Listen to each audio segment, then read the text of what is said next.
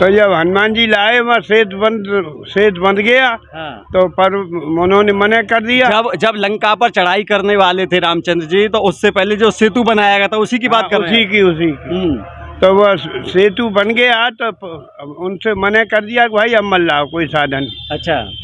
काम हो गया है हनुमान उस राम जी का, और अब पर्वतों को रोक दो। तो यहाँ हनुमान जी लेके आए थे इसको, तो यहीं की यहीं उन्होंने यहाँ रख दिया। और रख के फिर बोले कि चलो महाराज। तो वे कह रही हनुमान जी थे कि आपने क्या वचन भरा था कि जहाँ मुझको रख दोगे मैं वहाँ से आगे नहीं जाऊंगा। तो वो नहीं उठे हनुमान जी पे। तो उन्होंने कही तो महाराज मेरे क्या काम आया, मुझको वहाँ से लाए आप, मैं तो कोई ठाकुर जी का काम आया नहीं।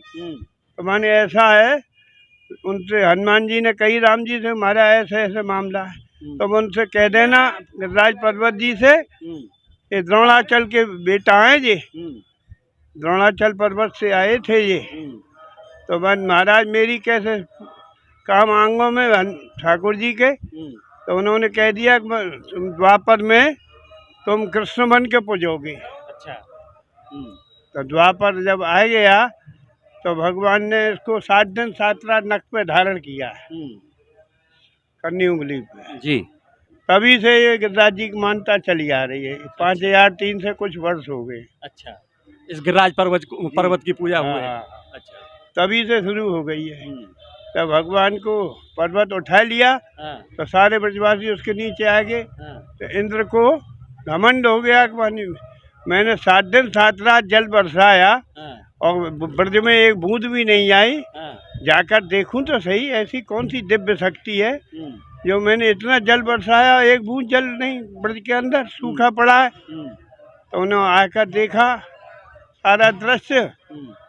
तब उनकी समझ में आ, अरे इंद्र क्यों बैठ ठान रहा है कृष्ण से, जाकर माफी मांग ले, मन यहाँ नहीं चलेगी तेरी।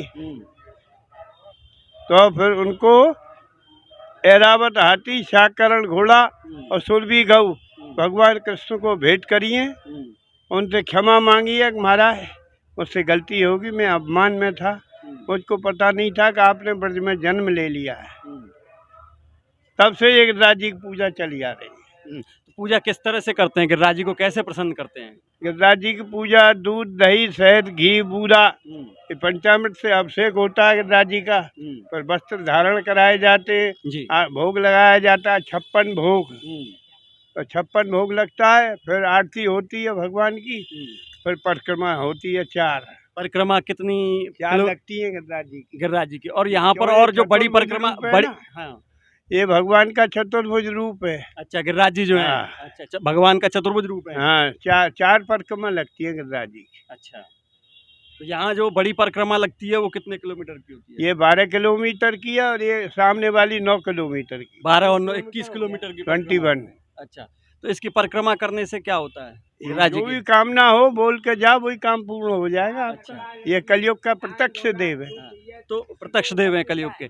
कैसे कैसे परिक्रमा लगाते हैं? अभी हम रास्ते से आ रहे थे, कोई लेट रहा था, कोई पैदल दंडवती है। अच्छा, वो 6-7 दिन में लगती है। अच्छा, ये 5-6 घंटे में लग जाती पैदल अगर चलें तो 5-6 घंटे में लग जाती है। और जो लेट करके परिक्रमा दे तो 7 दिन लग जाएंगे। सांप की योनि छोड़ने की दंडौती लगती है। ये योनि मिलता है सांप का, वो योनि दूर हो जाता है, ये दंडौती यूँ लगती है। दंडौती परिक्रमा इसलिए लगाते हैं कि सांप की जो योनि है, जैसे सांप लेट के चलता है ऐसे ही लेट के चलने से अगली बार जन्म सांप का नहीं मिलेगा। ये बात आई ना, बात ये जी। हमारे साथ और भी यहाँ ब्रजवासी मौजूद हैं। जी सर, बोलिए क्या बता रहे थे? पेट से लेटने वाली जो योनि होती है उससे मुक्त हो जाते हैं। अच्छा। दंडौती करने से। दूध की परिक्रमा भी लगती है ठाकुर जी की, 21 किलोमीटर की, 40 किलो 41 किलो दूध लगता है दोनों परिक्रमा में।